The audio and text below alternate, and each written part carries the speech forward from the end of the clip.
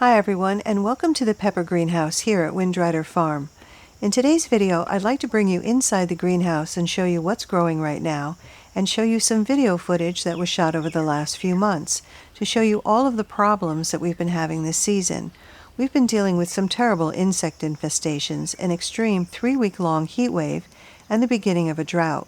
We'd like to show you all of this because we realize that some of you may be dealing with similar problems.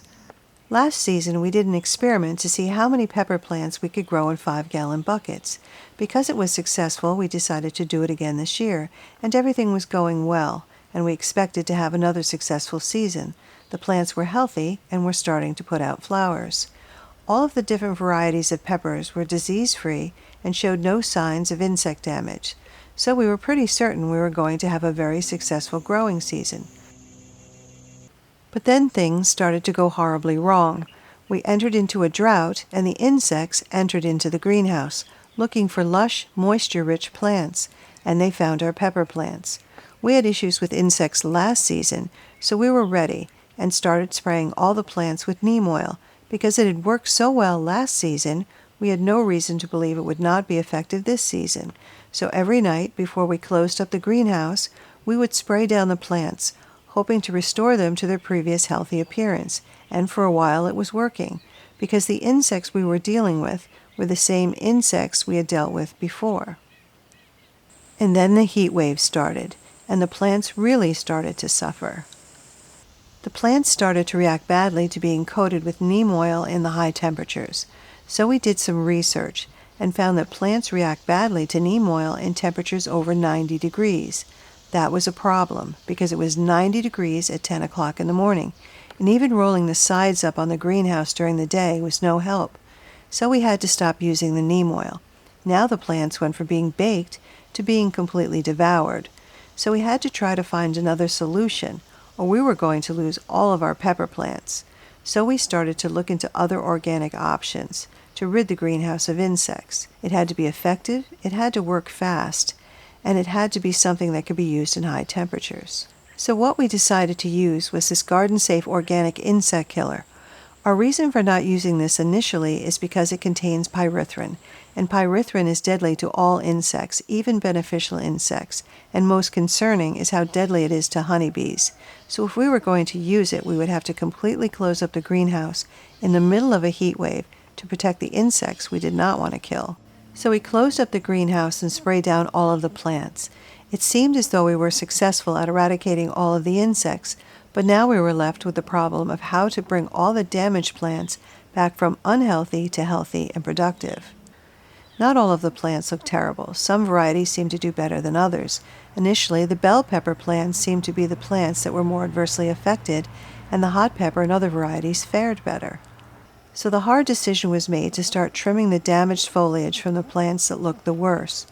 That seemed to be the most logical choice. My thoughts were that I would remove all the damaged leaves and allow the plants to put all their energy into new growth and recovery. So I removed a very large portion of the top growth.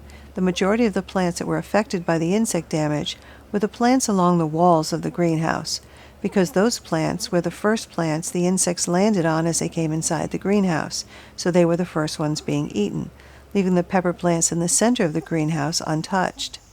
After I trimmed all the affected pepper plants, all we could do was wait and see if they would come back. So at that point, all we did was continue to water them and fertilize them as we normally would. And in time, a few started to put out new growth, but it was distorted. So now we seem to be dealing with a new problem. There was no longer any signs of insects. We had stopped using the neem oil. We had tested our soil to make sure the fertility in our soil was good. We were not underwatering or overwatering. So what was causing all the odd growth? We did some more research because we had never experienced anything like this problem before. After many hours of research and looking at multiple sources, we felt pretty certain we may have found the answers, and it was not good. It appeared we either had a broad mite infestation or the insects that were attacking our plants had infected them with a virus, and neither one of these possibilities were good news, because both could mean complete devastation to our pepper crop. So without a microscopic evaluation of the pepper plant tissue, or sending some plant tissue away for evaluation, We could not have a definitive answer as to whether or not we were experiencing the problems we suspected, but what we did know was the prognosis was not good, and we had to do everything we could to salvage the plants and the growing season that remained. So I started cutting away the distorted growth, careful not to cut so much as to shock the plants, but like I did before, just enough to try and push them into putting out new healthy growth if possible. There was no cure for a possible virus, and destroying and getting rid of the plants was the only remedy that was mentioned in all that I had read. Also what we'd read was that if it's a broad mite infestation, there's virtually no effective miticides available to non-commercial growers. Neem oil was suggested, but with the temperature still over 90 degrees, that was not an option. What we read about the mites and viruses was that the affected plants would either totally succumb or possibly pull through. But what we did know is we could not afford to give up and just call this season a loss. We had too much invested in terms of money and time. What we could do was try and use the situation as an opportunity to learn, because when things go wrong, what we learn is just as valuable as what we learn when things go well. So we set out to see what we could learn, because we have no doubt that droughts and heat waves are going to be a part of our future. And also, this will probably not be the last time we have to deal with the devastation that insects can bring. So we applied everything we already knew about growing peppers successfully. We saw that trimming all the damaged growth from the peppers was a good idea, because by cutting away the damaged growth, we were forcing the plants to put out new growth, and they would no longer send water and vital nutrients to non-productive, damaged, and possibly diseased portions of the plants. This worked, and you can see the new healthy growth next to some of the damaged portions of the plant we allowed to remain for comparison purposes. We will continue to trim any distorted growth that emerges and hope some plants will pull through. The plants that were healthy we needed to keep healthy, but we also needed to push their production to get as many peppers as we possibly could. So what we decided to do was use CalMag in addition to the other fertilizers that we were using. What we had read was that some growers will use CalMag to push production a bit.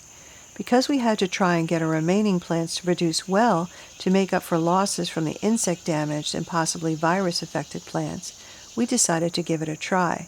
But what we did not want to do was make things worse. So we started out very slowly by using the CalMag at half strength and only as a foliar feed. The CalMag would have no effect on the damaged parts of the plants, but our hope was it would affect the new growth, helping the plants to put out healthier new growth and helping the plants produce more flowers and then subsequently more fruit. It did seem to help the plants I had trimmed a bit, and they did put out some healthy new growth and flowers. Only time will tell how much fruit. We still have the potential of blossom drop from any heat waves we may still experience, but the situation is improving. And we are harvesting peppers from some of the plants, not as many as we'd like, but certainly more than if we had listened to the advice to pull out and destroy all of the plants. I hope you found the information in this video helpful if you, like us, are dealing with insect and disease issues and problems growing in the current heat waves and droughts. We will be posting another video in the coming weeks to let you know how well the measures we have taken are working.